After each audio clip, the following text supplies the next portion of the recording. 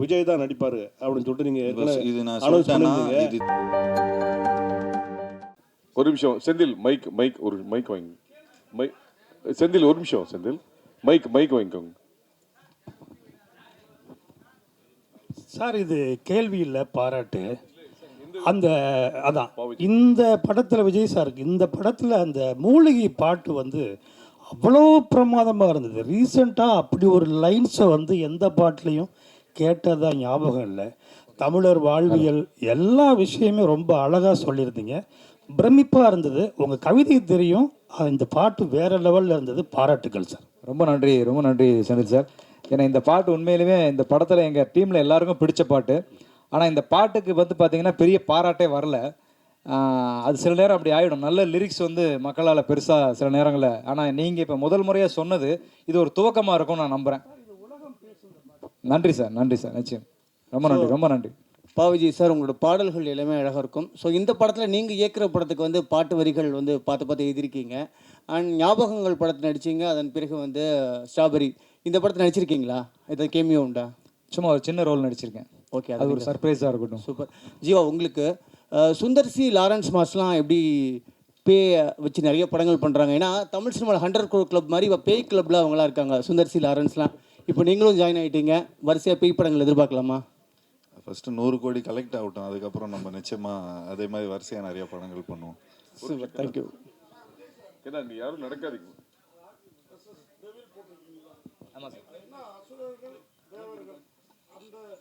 அதாவது அசுரர்கள் தேவர்கள் அந்த காலத்தில் இருந்ததுல்ல. ஆமாம். அந்த மாதிரி இப்போ ஏஞ்சல்ஸ் தேவதைகள் டெவில். ஒரு தீய சக்திக்கும் ஒரு நல்ல சக்திகளுக்கும் நடக்கிற ஒரு வார் மாதிரி ஒரு யுத்தம். அதுதான் ஒரு தீமாக இருக்கும். ஸோ அதை வந்து ஒரு ஆங்கில வார்த்தையை அதை யூஸ் பண்ணுவோம். ஏன்னா மற்ற மொழிகளுக்கும் போய் சேரணும் அப்படிங்கிறதுக்கு. அகத்தியா அப்படின்னு போட்டிங்க. ஓலைச்சுவடிலாம் வேறு இருக்குது. ஜீவாவே நல்ல ஹைட்டு. அதை விட ராசிகன் தான் பயங்கர ஹைட்டாக இருக்காங்க. அகத்தியர் யார்? அர்ஜுனா? நீங்கள் கரெக்டாக கண்டுபிடிக்கிறீங்க. பட் இருந்தாலும் படத்தில் வந்து அகத்தியா வந்து ஜீவா தான். நீங்கள் பார்க்கும்போது உங்களுக்கு அது தெரிஞ்சிடும், அந்த பேருக்கும் இதுக்கும் என்ன காரணம் இருக்குது அப்படிங்கிறது. ஜீவா சார் சூப்பர் குட்டே கிட்டத்தட்ட 100 படங்களுக்கு மேலே பண்ணியிருக்காங்க. அவ்வளோ பெரிய இந்தியாவில் ப்ரொடியூசரு. இந்த கதையை ஏன் அப்பாட்ட சொல்லாமல் ஐஸ்வரி சார்கிட்ட தான் சொல்லணும்னு போனீங்களே, என்ன காரணம்? எனக்கு அப்போவே அந்த ஸ்டேட்மெண்ட் அவருக்கு 1 செகண்ட் கணேஷ் சார் பதில் சொல்லுவார். இதுக்கு நான் அவங்க அப்பாவுக்கு இந்த படத்தை போட்டு காமிச்சேன்.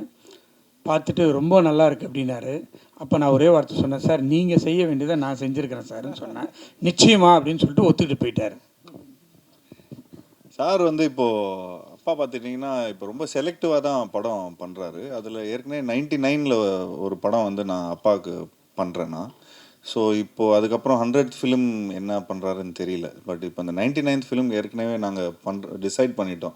ஏன்னா அது கிட்டத்தட்ட ஒரு 2 இயர்ஸாக அந்த ஸ்கிரிப்ட் அப்படியே இதில் இருக்குது. ஸோ இந்த படம் முடிச்சதுக்கப்புறம் அந்த ஸ்கிரிப்ட் போகிறதா இருந்தது. அதுவும் நல்ல பெரிய பட்ஜெட் படம் தான் சார். சும்மா ஒரு ஜாலிக்கு தான் நான் எப்போயா சும்மா ஒரு என்டர்டெயின்மெண்ட்டுக்காக தான் நான் சொல்லுவேன். இல்லை வீட்டுக்கு போனால் செம்ம அடி விழும். பட் இது வரைக்கும் எனக்கு தெரிஞ்ச ஒரு 6 to 8 ஃபிலிம்ஸ் வந்து அப்பா கிட்ட பண்ணியிருக்கிறேன். அண்ட் இப்போ ஈலாம் பார்த்துட்டிங்கன்னா பெரிய பட்ஜெட் ஃபிலிம்ஸ் தான் சார். பட் இப்போது இன்றைக்கி இருக்கிற காலகட்டத்தில் இந்த ஓடிடி அது இதுன்னு எல்லாமே கொஞ்சம் டிஃப்ரெண்ட்டாக பிஸ்னஸ் அப்படி இப்படின்னு கொஞ்சம் ஆகிறதுனால கொஞ்சம் பார்த்து தான் முடிவு பண்ணுறோம். பட் கணேஷ் சார் பார்த்துட்டிங்கன்னா தொடர்ந்து நிறைய படங்கள் பண்ணிகிட்ருக்காரு. இப்போது ஒரு ஃபிலிமில் வந்து ஏதோ ஒரு விதத்தில் நம்ம ஏதோ கொஞ்சம் நிறைய செலவு பண்ணிட்டா கூட அடுத்த படத்தில் நாங்கள் வந்து கொஞ்சம் அதை கழிச்சுப்போம். நாங்கள் வேறு மாதிரி நாங்கள் இது பண்ணிப்போம். பட்டு அப்பா என்ன திரும்ப நான் வந்து அது வேறு கணக்கில் நான் சொல்லணும் அதுக்கு. சார் வருஷம் பண்ணலான்னு சொல்லிட்டாரு. அந்த கணக்கெல்லாம் இப்படி எதில் வருமா சார்? நிச்சயமாக சார். இது வந்து இது வந்து நாங்கள் பிஸ்னஸாக பண்ணல. இப்போ ஆக்சுவலி பார்த்துட்டிங்கன்னா கணேஷ் சார் வந்து அவருக்கு எவ்வளோ பிஸ்னஸ் இருக்குது, எவ்வளோ விஷயங்கள் இருக்குது. அதே மாதிரி எங்ககிட்டயும் ஒரு ப்ரொடக்ஷன் கம்பெனி இருக்குது. பட் ஒரு பேஷனாக தான் இது ஒரு விஷயத்த பண்ணுறோம். ஸோ இன்றைக்கி இப்போ பாவிஜய் சார் வந்து அவரோட ட்ரீம்ஸ் வந்து எல்லா விதத்துலேயும் வேறு ஏதோ ப்ரொடக்ஷன் கிட்ட எடுத்துகிட்டு போகாமல் ஒரு நல்ல ஒரு ப்ரொடக்ஷனுக்கு வந்தால் அவரோட ட்ரீம்ஸ் ஃபார்வர்ட் போகும். ஸோ அந்த மாதிரி தான் நான் வந்து கொஞ்சம் புது டைரக்டர்ஸ், அது இல்லாமல் ஒன் ஃபிலிம் பண்ண டைரக்டர்ஸ் எல்லாமே கணேஷ் சார்கிட்ட எடுத்துகிட்டு வருவேன். அண்ட் அது இல்லாமல் அவங்கக்கிட்ட நிறைய ஒரு தொடர்ந்து படங்கள் பண்ணிகிட்டே வந்துட்டுருக்குறாங்க. ஸோ அந்த தியேட்டர்ஸ் அந்த இது. ஸோ அதனால் வருஷம் வீட் லைக் டு டூ. அண்ட் நாங்களும் அதுக்கேற்ற மாதிரி இப்போது கொஞ்சம் வருஷம் படம் பண்ணுறதுனால அதுக்கேற்ற மாதிரி கதைகளும் எங்களுக்கு டைரக்டர்ஸ் எழுதுவாங்க. Director sir. சார் இப்போ வெள்ளைக்காரங்களாம் வரும்போது நம்ம ஓலைச்சுவடிகள்லாம் அழிச்சிட்டாங்க, நிறைய அழிச்சிட்டாங்க, நிறைய மறைக்கப்பட்டது. ஸோ அதெல்லாம் காட்டுவீங்களா, இல்லை படத்தில் சீன்ஸ்லாம் இருக்கா? இல்லை இருக்குது. தமிழ் அந்த ஓலைச்சுவடிகள் சார்ந்த ஒரு ஒரு காட்சியை வச்சுருக்கோம். அர்ஜுன் சார் வர்ற காட்சியில் ஒரு நல்ல ஒரு அழகான காட்சி. நீங்கள் கண்டிப்பாக அதை ரசிப்பீங்கன்னு நினைக்கிறேன். ஏன்னா அது படம் பார்த்த எங்கள் எல்லாருக்குமே, இப்போ சார்லேருந்து எல்லாருமே அந்த காட்சியை ரொம்ப விரும்பினாங்க. ஸோ அந்த அர்ஜுன் சாரோட சீனில் அந்த ஒரு ஓலை சுவடியும் நம்முடைய தொன்மையான தமிழில் அவர் பேசுகிற ஒரு காட்சியும் ஒரு இருக்குது. அது நிச்சயமாக அது ஒரு நல்ல ஒரு பேசப்படுற ஒரு காட்சியாக இருக்கும். சார் விஜய் சார் வாழ்த்துக்கள். நன்றி சார். படத்தை பார்க்கப்ப 2 பீரியடை மென்ஷன் பண்ணியிருக்கீங்க. ஒன்று பிரிட்டிஷா இல்லை ஃப்ரெஞ்ச் பீரியட் வருமா? ஃப்ரெஞ்சு தான். அர்ஜுனுக்கும் ஜீவாக்கும் கனெக்ஷன் ஏதாவது இருக்குமா? இருக்குது. கதையில் கனெக்ஷன் இருக்குது. 2 பேருக்கும் ஒரு தொடர்பு இருக்கும். அது என்னங்கிறத நம்ம ஸ்க்ரீன் பிளேவாக சொல்லுவோம். என்னவா வர்றாரு சார் கேரக்டர்? ஜீவா சார் வந்து அகத்தியாவாக வர்றாரு. அகத்தியானா அதாவது கேரக்டராக சொல்லுங்க. படத்தில் வந்து அவர் வந்து ஒரு ஆர்ட் டைரக்ஷன் பண்ணுற ஒரு ஆர்ட் டைரக்டராக அறிமுகமாகிறாரு. ஸோ அதிலிருந்து அவர் ஆரம்பிக்கிற தொழிலிருந்து அவருக்கு ஒரு சின்ன ஒரு ஸ்பார்க் கிடைக்குது. நம்ம பண்ணிட்டு இருக்கிறது சரியா இல்லையா, அப்போ அவர் ஒரு கேட் ஓப்பன் ஆகுது. அதுலேருந்து கதை அப்படி ஆரம்பமாகும். ஆரம்ப புள்ளி அதுதான். அவங்க வந்து அவங்க கூடவே படித்த ஒரு லவ்வர், அந்த மாதிரி ஒரு ஆர்கிடெக்டாக இருக்காங்க, ராஷிகண்ணா. டேரக்டர் சார், இப்போ நம்ம ஹீரோ வந்து ஒரு விஷயம் கேட்டாங்கன்னா கண்டிப்பாக டேரக்டர் வந்து ஒரு ஹெல்ப் பண்ணுவாங்க. ஏதாவது ஒரு விஷயம் வந்து கதையாவது போடுவாங்க. ஆனால் அவர் சொல்லியிருக்க வருத்தப்பட்டார் வேறு, எனக்கு ஒரு பாட்டு கேட்டோம் கொடுக்கவே இல்லை, கடைசி வரைக்கும் என்னை வந்து ஒதுக்கே வச்சுட்டாங்கன்ட்டு. அது அப்போயே சொன்னார் அவங்ககிட்ட? இல்லை, சொன்னார். சொல்லிட்டு சார்கிட்டையும் சொன்னார், இந்த மாதிரி நம்ம ஒரு ப்ரொமோஷன் சாங் பண்ணலாம் சார் அப்படின்னு. இந்த படத்துலேயே வந்து 6 பாட்டு வைக்க வேண்டியதாகிடுச்சு. ஏன்னா காட்சிகள் நகர்த்துறதுக்கு சில நேரங்கள் பாட்டு வந்து இப்போ சொன்ன மாதிரி அந்த மூலிகை சாங்கில் நிறைய காட்சிகள் நகரும். ஸோ இப்படி ஒரு பாட்டுக்குள்ளேயும் காட்சி நகர்றதால தனிப்பட்ட பாட்டு வைக்க முடியல, ஒரு டூயட் சாங் அப்படின்னு போக முடியல. அதனால தான் அவர் ரொம்ப என் மேலே ரொம்ப பிரியமாக இருப்பா அப்படி Jeeva sir. Sir Vijay sir வாழ்த்துக்கள் சார். நன்றி சார். எங்கே sir? Sir Mani sir. Sir Jayachandran sir. Sir இந்த வழக்கமாக அந்த பேய் படங்கள் அப்படின்னா ரொம்ப டார்க்காக தான் இருக்கும் படங்கள், சீன்ஸ் எல்லாம். பட் இந்த படத்தை பொறுத்தவரையிலும் ஆரம்பத்துலேருந்து ரொம்ப பிரைட்டாக கலர்ஃபுல்லாக இருக்குது. அதுக்கு என்ன காரணம் சார்? இது இல்லை, அதுக்கு காரணம் வந்து டிஓபி பதி தான். இந்த படத்துக்காக அவர் ரொம்ப ஒர்க் பண்ணி நல்லா வரணும், எல்லாரையும் ரொம்ப அழகாக காமிக்கணும். ஏற்கனவே எங்கள் ஹீரோயின்லாம் ரொம்ப அழகு தான், அதுக்கு மேலேயும் காமிச்சிருக்காப்புல, ரொம்ப பிரைட்டாக பண்ணியிருக்காப்புல. இதுக்காக ரொம்ப மெனக்கெட்டு பண்ணியிருந்தாப்புல. இல்லை அதுக்காக கேட்கல சார். இப்போது டார்க்காக எடுக்கிறாங்கன்னாக்கா இந்த பயம் வந்து கொஞ்சம் அதிகமாக இருக்கும். இல்லை அந்த மாதிரி காட்சிகளுக்கு அப்படிதான் அந்த மாதிரி காட்சிகள் அப்படி இருக்கு. அந்த மாதிரி அதாவது இப்போ அந்த ஆவி சம்மந்தப்பட்ட காட்சிகள்லாம் வந்து அப்படிதான் இருக்கும்.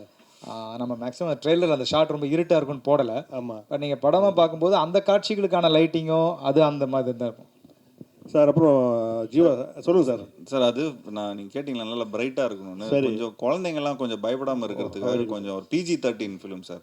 டார்க்காக பண்ணிட்டு அப்புறம் A சர்டிஃபிகேட் கொடுத்துருவாங்க, அப்புறம் நீங்கள் மட்டும்தான் வருவீங்க படத்துக்கு. அப்புறம் ஜீவா சார், அப்புறம் உங்ககிட்ட இன்னொரு கேள்வி. ஆமாம் சார், நீங்கள் வந்து அவர் தான் ரொம்ப நேரமாக ராசி மேம் கேட்குறாங்க, யார் கேள்வி கேட்குறாங்கன்னே தெரியல. ஸோ அப்புறம் சார் இந்த உங்கள் படத்தில் வந்து 100வது படமாக வந்து விஜய் தான் நடிப்பார் அப்படின்னு சொல்லிட்டு நீங்கள் இது நான் சொல்லிட்டேன்னா இப்போ இதுதான் ஹெட்லைன்ஸாக இருக்கும். இல்லை அது சொல்லிருந்தீங்க. ஆனால் 100வது படம் என்ன எடுக்கிறாங்க தெரியல. அப்போ தெரியல சார். அதான் கொஞ்சம் அவர் வந்து கடைசி படம் அறிவிச்சிட்டாரு, அதனால தான் கேட்டேன். அப்படியா சார்? தெரியல சார், நான் எனக்கு இந்த நியூஸு. பட் ஏதாவது மிரக்கல் நடந்தாலும் நடக்கும்னு நினைக்கிறேன். Director sir, hello director sir, இந்த படத்தோட மூளை வந்து திருமூலர்லேருந்து எடுத்தீங்களா? ஒன்று, சித்த வைத்தியத்தை எந்த விதத்தில் இதை கொண்டு வரீங்க சார்? சார் அது கதை அது ஒரு அந்த கதையுடைய லைனில் இருக்கும். அது இப்போ அதை நம்ம அதோட பதிலாக சொன்னோம்னு வைங்களேன், அப்போ உங்களுக்கு படம் ஃபஸ்ட்டு 27ஆம் தேதி பார்க்கும்போது அதோடைய சுவாரஸ்யம் லைனாக சொன்னால் இது ஒன்று தான் சார். நம்மளுடைய மக்கள் தலைவர் எம்ஜிஆர் பாட்டு தான் சார். என்ன வளம் இல்லை இந்த திருநாட்டில், ஏன் கையை ஏந்த வேண்டும் வெளிநாட்டில். இவ்வளோதான் சார் இதனுடைய ஒன்லைனு. சார் அந்த அவர் நீங்கள் கேட்குறது புரியுது. உங்களுக்கு மட்டும் எக்ஸ்க்ளூசிவாக 27 ஈவினிங் இங்கே காமிச்சிடணும் சார். ஜீவா சார், நீங்கள் ஒரு ப்ரொடியூசரோட பையங்கிறதுனால தான் அடுத்த படம் நான் காசு இல்லாமல் கூட பண்ணுவேன் அப்படின்னு சாருக்காக சொன்னீங்களா? இல்லை செலவு ஜாஸ்தி ஆகிடுச்சு? ஏன்னா உங்கள் நண்பர்களும் நிறைய ஹீரோக்கள் இருக்காங்க உங்கள் சேம் செட்டு, எல்லாரும் அப்படி ஒத்துப்பாங்களா இல்லை உங்கள் பெருந்தன்மையான குணமா? இல்லை சார், இது வந்து எங்கள் அப்பா எங்களுக்கு சொல்லி கொடுத்தது. சாதாரணமாக இப்போ பாருங்களேன், இப்போ இந்த மாதிரி நான் ஏதோ சம்பளமே கேட்டேன்னு வச்சுங்களேன், சார் எனக்கு இவ்வளோ கோடி கொடுங்க, அவ்வளோ கோடிங்க கொடுங்கன்னா ஸ்ட்ரைட்டாக எங்கள் அப்பா சாருக்கு ஃபோன் பண்ணிவிடும். அதெல்லாம் அவனுக்கு அவ்வளோ கொடுக்காதீங்கன்னு சொல்லிவிடுவாங்க. நீங்கள் படத்தில் செலவு பண்ணுங்கள், நல்ல புது டைரக்டரை போடுங்க, அண்டு ப்ராடக்ட்டுக்கு வந்து நீங்கள் முக்கியத்துவம் கொடுங்க. அப்புறம் அது வந்து நல்லா பிஸ்னஸ் ஆனதுக்கப்புறம் அதுக்கப்புறம் அடுத்த படத்தில் திரும்ப அதே இன்வெஸ்ட்மெண்ட்டை நீங்கள் வந்து இன்னும் நல்ல பிரம்மாண்டமான படமாக எடுங்க அப்படின்னு தான் சொல்லுவார். அதுதான் அப்பாவோட சீக்ரெட்டு. அதனால தான் நிறைய ஃபிலிம்ஸ் எடுக்க முடிஞ்சுது. சார் ப்ரொடியூசர் சார், இது இந்த படத்துக்கு அப்பாற்பட்ட கேள்வி, ஆனால் நீங்கள் சம்மந்தப்பட்ட கேள்வி. இன்றைக்கி வந்து ட்ராகான்னு சொல்லி அவ்வளோ பெரிய ஜெயிச்சிருக்கிறாப்புல உங்கள் ஹீரோ, அதாவது உங்கள் டைரக்டர். அவருக்கு ஏஜிஎஸ் 2 படம் அவரை யூஸ் பண்ணிடுச்சு. நீங்கள் தான் அவருக்கு வாய்ப்பு பெருசாக கொடுத்தது டைரக்டராக. அவரை ஹீரோவாக டைரக்டராக ஒரு முயற்சி நடந்ததாக கேள்விப்பட்டோம். அது நடக்குதா? நடந்துட்டு இருக்கு. விஜய் சார்,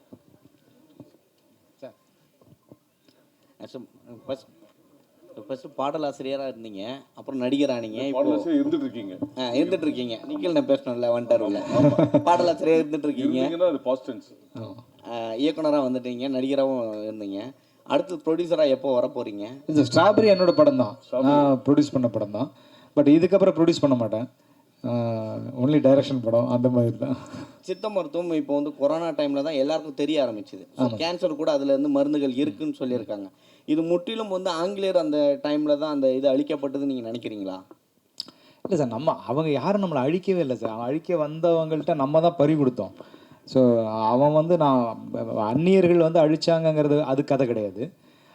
ஒரு என்ன சொல்கிறது, ஒரு காலகட்டங்களில் வந்து சில கண்டுபிடிப்புகள் நம்ம வந்து புறக்கணிச்சாங்க. நம்மளுடைய முன்னோர்கள் மூதாதையர்களுடைய அறிவையும் நம்ம கண்டுபிடிச்ச விஷயங்களையும் வந்து இங்கே இருட்டடிப்பு செய்யப்பட்டது. அந்த மாதிரியான ஒரு சம்பவத்தை நான் படிக்கும்போது தான், அடடா இப்படி ஒரு விஷயத்த நம்ம ஆளுங்க தான் கண்டுபிடிச்சிருக்காங்களா, இது உலகத்துக்கு தெரியாமல் போயிடுச்சு. ஆனால் வந்து யாரோ கண்டுபிடிச்சதா எங்கெங்கேயோ பேசி பெரிய பெரிய பாராட்டுகளும் விருதுகளும் வாங்கிட்டு இருக்காங்களே அப்படின்னு ஒரு எண்ணம் ஏற்பட்ட போது அதை தான் ஒரு தீப்பொறியை எடுத்து இந்த கதை பண்ணும் சார். அப்படி தான் இந்த கதை உருவாச்சு. விஜய் சார், சார் என் இனிய பொன்னிலாவு படத்தில் இடம்பெறுமா, இல்லை இங்கே மட்டும் காட்டப்பட்டதா? அதுக்கு முறைப்படி அனுமதி வாங்கி யூஸ் பண்ணீங்களா? அது மொத்த டீட்டெயில் சொல்லுங்கள் சார், ஏன்னா அதை பற்றி ஒரு கேஸ் இருக்குது இல்லையா? அது வந்து முறையாக இளையராஜா சார்கிட்டேருந்து வாங்கி பண்ணோம். அதுக்கு பிறகு வந்து சரிகமாக தான் அதனுடைய அவங்க ஓனர்னு சொல்லிட்டு அவங்க கோர்ட்டுக்கு போனாங்க. கோர்ட்டுக்கு போயிட்டு கோர்ட்டில் கேஸ் நடந்துகிட்டு இருக்கும்போது நாங்கள் சரிகம்மா கிட்ட பேசி அவங்களுக்கு தேவையான பணத்தை கொடுத்து அதை வாங்கியாச்சு. இப்போது தேட்டரில் என் இனிய பொன்னிலாவை நீங்கள் பார்க்கலாம் சார். தமிழில் மாத்திரம் இல்லை, இந்தியா லெவலில் அதிக படங்களை தயாரிக்கிறது வந்து வேல்ஸாக இருக்குது. ஆனால் சமீப கால தமிழ் சினிமா வந்து போன வருஷம் 7 படம் 6 படம் தான் ஓடி இருக்காங்க. இந்த வருஷம் கம்மி, ஓடிடி விற்கல, சேட்டலைட் விற்கல, நிறைய பிரச்சனை. கேரளாவில் வந்து ஸ்ட்ரைக் அப்படிலாம் இருக்குது. ஒரு தயாரிப்பாளராக சொல்லுங்கள், தமிழ் சினிமா எப்படி இருக்குது, என்னென்ன சவால்களை ரொம்ப சந்திக்குங்க, என்னென்ன பிரச்சனைகள்? தமிழ் சினிமா வந்து நல்ல முறையில் கரெக்டாக பண்ணால் நல்லா வரும். அதை சிலர் வந்து தவறாக பண்ணிடுறாங்க, அதனால் மாட்டிக்கிறாங்க. அதை வந்து கரெக்டாக ஒரு சினிமாவாக எடுத்து பார்த்து பண்ணாக்கா நிச்சயமாக வெற்றி படும். நமக்கு ரொம்ப முக்கியம் வந்து கண்டென்ட் தான். கண்டென்ட் நல்லா இருந்தால் நிச்சயமாக அது வெற்றி பெறும். சார் விடிவி 2 எப்போ எதிர்பார்க்கலாம்? விடிவி 2 இப்போதைக்கு இல்லை. பிடிகே பார்ட் 2 தான் இப்போதைக்கு இல்லை. ஏன்னா வேறு நிறைய பார்ட் 2 இருக்குது. அதை கூடிய விரைவில் அனௌன்ஸ் பண்ணுவோம். ஜீவா சார், உங்கள் லுக்கு வந்து பயங்கர ஸ்மார்ட்டாக இருக்குது. ஜிப்சி மாதிரியே. ஜிப்சி செகண்ட் பார்ட் ஏதாவது போயிட்டு இல்லை, இந்த லுக்கு வந்து இட்ஸ் ஆக்சுவலி வேலையெல்லாமல் இருக்கிற லுக்கு இது. ராசிகண்ணா மேம் நல்லா நீங்கள் பார்க்குறதுக்கு ஹாலிவுட் ஹீரோயின் மாதிரி இருக்கீங்க. இன்னமும் தமிழ்லையும் ஹிந்திலையுமே சுற்றிட்டு இருக்கோங்கிற ஃபீலிங் ஏதாவது இருக்கா? ஏன்னா எதுவும் வாய்ப்பு வந்ததா ஹாலிவுட் சைட்லேருந்து? நீங்கள் நடந்து வர்றப்போ பார்த்து நானே மறந்துட்டேன்.